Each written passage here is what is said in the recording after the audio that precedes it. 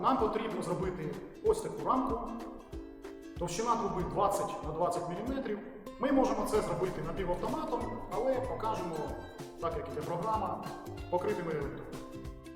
Для початку за допомогою кутника і рисувалки заріжемо наші кути під 45 градусів. Приложуємо отаким чином кутник, це буде 45 градусів. Проводимо лінію. Одягаємо окуляри і за допомогою кутової машинки вирізаємо по лінії.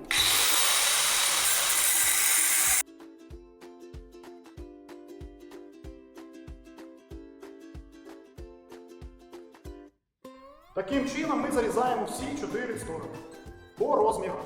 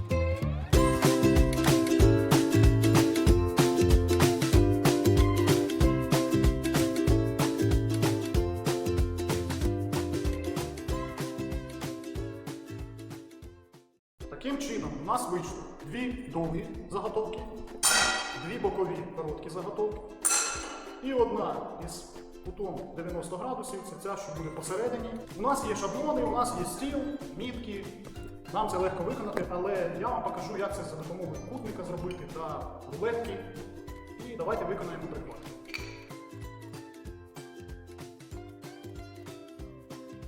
Ми приблизно виставили рамку. Зварювати будемо на апараті Atom Multiprot 250, це наш переземний пост. Електродами 3 мм, тому виставляємо силу струму близько 75 А. Більш детально про налаштування зварювального апарата цього я розкажу в наступному відео. І так, зварювати будемо яким чином? Прихватки потрібно виконати в місцях оцих зовнішніх кутів. Чому так? Якщо будуть кути зовнішні прихвачені правильно, то ми зможемо потім рухати рамки для того, щоб виставити в подальшому діагональ.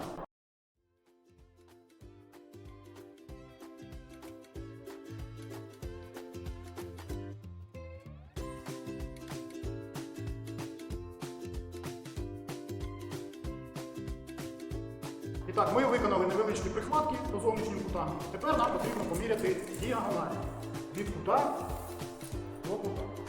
І записати їх десь собі окремо на столі, чи на дошці, чи на листочку, неважливо.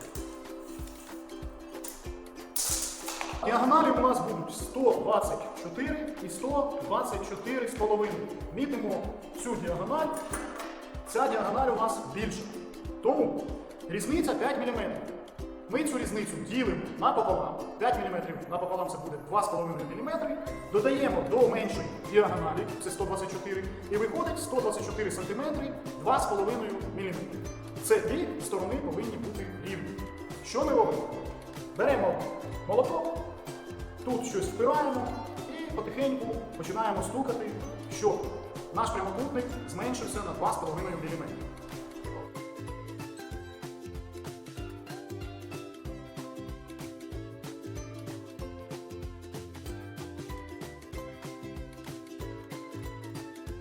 Отже, ми виставили діагоналі, у нас рівні що так, що так. Тепер можемо приступати до зварки. Зварювати будемо також по діагоналі.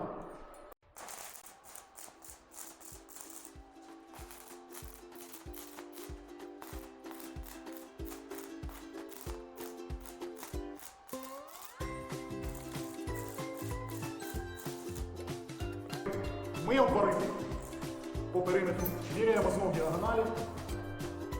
Все нормально і вкладаємо нашу середину. Включаємо в центр.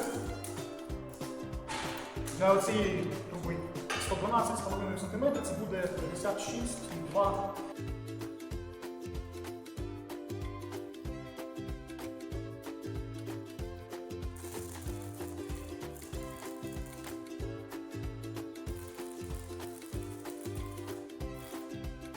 Ну і тепер залишилося обварити всі шви і зачистити.